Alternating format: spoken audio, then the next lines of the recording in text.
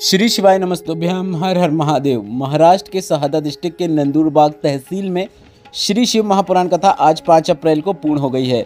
इस वीडियो में हम आपको अंतिम दिन का कथा सार के साथ साथ इस शिव पुराण कथा में गुरुजी पंडित प्रदीप मिश्रा जी के द्वारा बताए गए 1 अप्रैल से 5 अप्रैल तक जितने भी उपाय हैं सभी उपायों की जानकारी मिलने वाली है।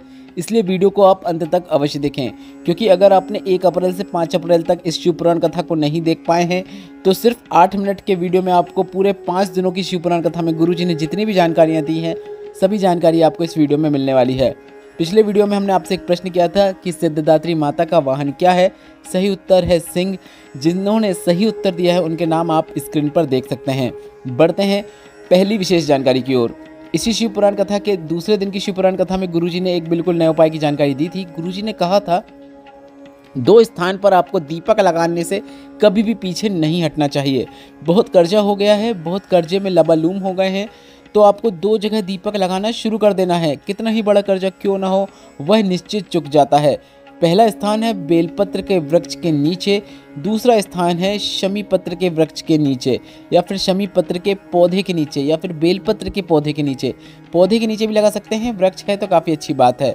दोनों जगह आपको लंबी बाती का दीपक लगाना है और दीपक लगाने का समय भी जो रहेगा वह शाम का समय रहेगा, प्रदोष काल का समय रहेगा। और आप प्रतिदिन या फिर प्रत्येक सोमवार या फिर प्रदोष, मासिक शिवरात्रि इन विशेष तिथियों में लगाएंगे तो आपको लाभ जरूर देखने को मिलेगा। कितना ही कर्जा क्यों ना हो गया हो वह चुक जाता है। आप 3 से 5 बार यह उपाय करके देखिएगा, आपको लाभ जरूर देखने को मिलेगा। बढ़ते हैं दूसरी विशेष जानकारी की ओर। इस शिव पुराण कथा के दूसरे दिन की शिव पुराण कथा में गुरुजी ने एक और नए उपाय की जानकारी दी थी। गुरुजी ने कहा था नवरात्र पूर्ण होने के बाद जब चैत्र माह की दशमी की तिथि आती है, मतलब 7 अप्रैल को, तब आपको एक विशेष उपाय करना है। मान लो कर्जा इतना हो गया है कि उसे चुकाने के लिए दूसरा कर्जा लेना पड़ रहा है, फसल अच्छी नहीं आई है, जीवन में बहुत टेंशन चल रहा है, पैसों की आवक नहीं हो रही है, तो 5 शमी पत्र, 5 दूर्वा, 5 बेलपत्र लेकर 1 कलश जल लेकर आपको भोलेनाथ के मंदिर में पहुंच जाना है। 1 शमी पत्र, 1 दूर्वा, 1 बेलपत्र आपको अपने हथेली में लेना है, अपना नाम और गोत्र बोलना है, जो भी मनोकामना है वह भोलेनाथ से बोल देना है और तीनों चीज़ों को आपको शिवलिंग के ऊपर अर्पित कर देना है। इसके बाद फिर से 1 शमी पत्र, 1 दूर्वा, 1 बेलपत्र लेना है। इसके बाद इसे आप सीधे श्री शिवाय नमस्तुभ्यम बोलते हुए शिवलिंग के ऊपर अर्पित कर सकते हैं। ऐसा आप 5 बार में 5 चीज़ों को अर्पित करते समय करें। जब सभी चीज़ें आप अर्पित कर दें तो 1 लोटे का जल आप 3 बार करके शिवलिंग पे अर्पित कर दें। श्री शिवाय नमस्तुभ्यम और बाबा से यह कामना करें कि बाबा बहुत कर्जा हो गया है, व्यापार नहीं चल रहा है, आपको ही संभालना है। गुरुजी ने कहा अगर आप सिर्फ 1 बार भी यह उपाय कर देते हैं तो 3 माह के अंदर आपका पत्र आएगा और उसमें आप बताएंगे कि बाबा ने आपको क्या प्रदान किया है। इस बात का ध्यान रखना है, जब आप सभी चीज़ें अर्पित कर देंगे तो जलाधारी से नीचे गिर रहे जल को थोड़ा सा प्राप्त करके अपने घर पर लाना है। मुख्य द्वार में चौखट के बीचों बीच उसे आपको सिंचन कर देना है। कुछ छींटे आपको अपने घर के मुख्य द्वार की चौखट में लगा देना है या फिर व्यापार के स्थान पर उस जल का आपको सिंचन कर देना है। जीवन में, घर में पैसों की आवक जरूर होगी। बढ़ते हैं तीसरी विशेष जानकारी की ओर। आज अंतिम दिन की शिव पुराण कथा में गुरुजी ने बिल्कुल नए उपाय की जानकारी दी है। गुरुजी ने कहा किसी को मंदिर में पूजन करते समय या फिर सत्संग करते समय, भजन करते समय या फिर भगवान के दर्शन करते समय कई बार गलत ख्याल आते हैं, गलत सोच उनके सामने आती है। किसी का नग्न स्वरूप दिखाई देता है या फिर मांस दिखाई देता है, ऐसे उनके मन में ख्यालात चलते हैं।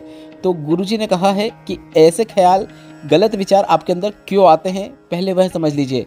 तो इस प्रकार का जो गलत ख्याल है, गलत विचार जो आपके अंदर आ रहे हैं, इसका आने का सिर्फ एक ही कारण है कि आपने किसी ऐसे के घर में अन्न खा लिया है जो सही नहीं था और उसका प्रभाव आपके साथ ऐसा हुआ है कि आपको ऐसे गलत सोच, गलत ख्याल आपके सामने आते हैं जब आप भगवान का पूजन करने के लिए बैठते हैं।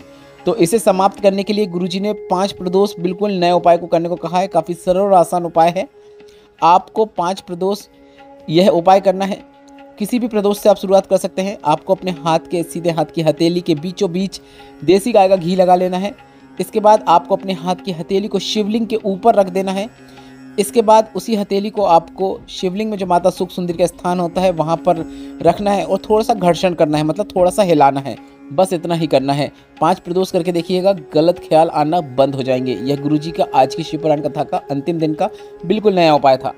बढ़ते हैं आज की कथा की गुरुजी की चौथी विशेष जानकारी की ओर। गुरुजी ने कहा अगर कोई मंदिर में साफ सफाई का कार्य करने जा रहा है, अगर कोई मंदिर में जल चढ़ाने के लिए जा रहा है, अगर कोई पशुपतिनाथ व्रत करने जा रहा है, अगर कोई किसी सत्संग में जा रहा है, अगर कोई शिव पुराण कथा या कोई भी कथा को सुनने जा रहा है तो अगर उसे देखकर कोई ताना कसता है, बुरा भला कहता है, इतना बंठन के क्यों जा रही है, साधारण भी जा सकती है, कई प्रकार की बातें करता है, तो गुरुजी ने कहा मंदिर जाने वाले के माथे में जितने भी पाप होते हैं वे सारे पाप उस बुराई करने वाले व्यक्ति के माथे में चढ़ जाते हैं। बढ़ते हैं आज की कथा की 5वीं विशेष जानकारी की ओर। गुरुजी ने कहा बच्चा होने पर गोंद के लड्डू बनाए बांटें मना नहीं है, पर जन्माष्टमी में, रामनवमी में या फिर त्यौहार में कभी भी गोंद या मिठाई जो होती है गोंद की, उसमें अगर गोंद है तो उसका उपयोग बिल्कुल नहीं करना चाहिए। मतलब आपको त्यौहार में गोंद का उपयोग नहीं करना है। विशेषतः गुरुजी ने जो त्यौहार बताए हैं जन्माष्टमी, रामनवमी, गुरुजी ने कहा कि अगर आप ऐसा करते हैं तो ब्राह्मण हत्या का दोष लग जाता है। बढ़ते हैं आज की कथा की 6वीं विशेष जानकारी की ओर। गुरुजी ने कहा हमारे हिंदू धर्म में भोजन करने से पहले पानी का गिलास रखा जाता है, क्योंकि अगर पानी में बुलबुला है और कोई उसे ग्रहण कर लेता है, उस पानी को पी लेता है, तो उसे ब्राह्मण हत्या का दोष लग जाता है। बढ़ते हैं आज की कथा की 7वीं विशेष जानकारी की ओर। गुरुजी ने कहा यज्ञ में, हवन में कभी भी अग्नि नीली नहीं होना चाहिए, क्योंकि अगर ऐसा होता है तो ब्राह्मण हत्या का दोष लग जाता है। बढ़ते हैं आज की कथा की 8वीं विशेष जानकारी की ओर।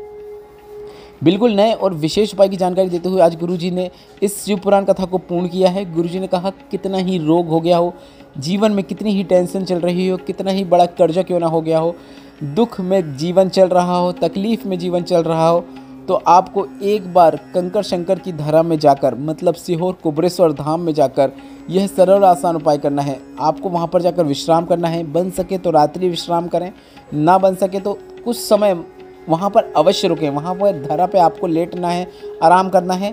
इसके साथ ही साथ आपको उस कंकर रूपी शंकर की धरा पर से 5 कंकर उठाना है। उन 5 कंकर रूपी शंकर का आपको पूजन अर्चन करना है। श्री शिवाय नमस्तुभ्यम बोलते हुए अपनी प्रार्थना करना है। प्रार्थना करने के बाद एक बार और श्री शिवाय नमस्तुभ्यम बोलना है। 5 कंकर में से 1 कंकर रूपी शंकर को आपको उठा लेना है, प्राप्त कर लेना है और उसे लेकर आपको अपने घर आ जाना है। इसके बाद आप घर लाने के बाद उसका पूजन अर्चन करें। जो भी कामना है वह कामना निश्चित पूर्ण होगी। 3 माह के अंदर कुबेर भंडारी आपको अपने पास बुला ही लेगा। बन सके तो आप प्रदोष काल की आरती का भी दर्शन अवश्य करें। बढ़ते हैं आज की कथा की 6वीं और अंतिम जानकारी की ओर। आज शिव पुराण कथा पूर्ण हो गई है। अगली शिव पुराण कथा 11 अप्रैल से 17 अप्रैल तक रतनगढ़ राजस्थान में होगी। समय 1 बजे से 4 बजे तक रहेगा। इसके बाद 11 अप्रैल को ही शीतलकुंड बालाजी, डीडवाना राजस्थान में 1 दिन की शिव चर्चा है। समय 6:30 बजे से 7:30 बजे तक रहेगा। इसके बाद 21 से 27 अप्रैल सिंघेश्वर बिहार में शिव पुराण कथा होगी। इसके बाद 1 से 7 मई जयपुर में शिव पुराण कथा होगी। इसके बाद 11 से 17 मई गुमला झारखंड में शिव पुराण कथा होगी। इसके बाद 21 से 27 मई दिल्ली में निरंकारी मैदान बोराडी में शिव पुराण कथा होगी। इस वीडियो में बताई गई जानकारी से संबंधित कोई प्रश्न है तो आप कमेंट बॉक्स से जरूर पूछिएगा। आज की कथा से अगर आपको आनंद की प्राप्ति हुई है, मेरे द्वारा दी गई जानकारी अगर आपको उपयोगी लगी है, तो इस वीडियो को लाइक करके कमेंट बॉक्स में श्री शिवाय नमस्तुभ्यम अवश्य टाइप कीजिएगा। श्री शिवाय नमस्तुभ्यम। हर हर महादेव।